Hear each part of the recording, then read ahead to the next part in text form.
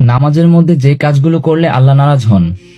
ভাই বোনেরা, অনেকেই নামাজ পড়ি, কিন্তু এমন কিছু ভুল করি যেগুলোর কারণে আল্লাহ আমাদের উপর নারাজ হন। আসুন আজকে জানি। 1.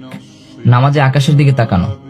রাসূল সাল্লাল্লাহু আলাইহি সাল্লাম বলেছেন, কিছু মানুষ নামাজে আকাশের দিকে তাকানো বন্ধ না করলে তাদের দৃষ্টি কেড়ে নেওয়া হবে। সহিহ বুখারী ও মুসলিম। তাই সিজদার স্থানে বেশি বেশি তাকানো। 2. সিজদায় কনুই মাটিতে লাগানো। রাসূল সাল্লাল্লাহু আলাইহি সাল্লাম বলেছেন, সিজদায় শিয়ালের মতো হাত বিছিয়ে দিও না। বুখারী ও মুসলিম।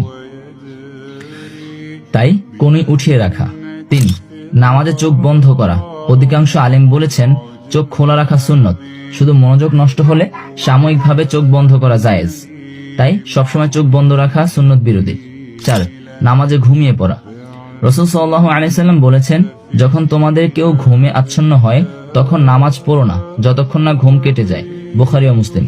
ঘুম ভাঙার পর তারপর নামাজ পড়া। 5. নামাজে মনোযোগ না দেওয়া।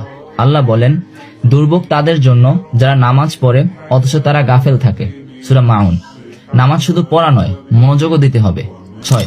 প্রথম রাকাতে ছোট সূরা, দ্বিতীয় রাকাতে বড় সূরা পড়া। এভাবে পড়লে নামাজ সহিহ হবে, কিন্তু সুন্নাহ বিরোধী। কারণ রাসূল সাল্লাল্লাহু আলাইহি সাল্লাম প্রথম রাকাতে লম্বা, দ্বিতীয় রাকাতে ছোট সূরা পড়তেন। তাই ভাই বোনেরা, নামাজ আমাদের সবচেয়ে বড় ইবাদত। তাই নামাজে রাসূল সাল্লাল্লাহু আলাইহি সাল্লামের শিক্ষা অনুসরণ করতে হবে।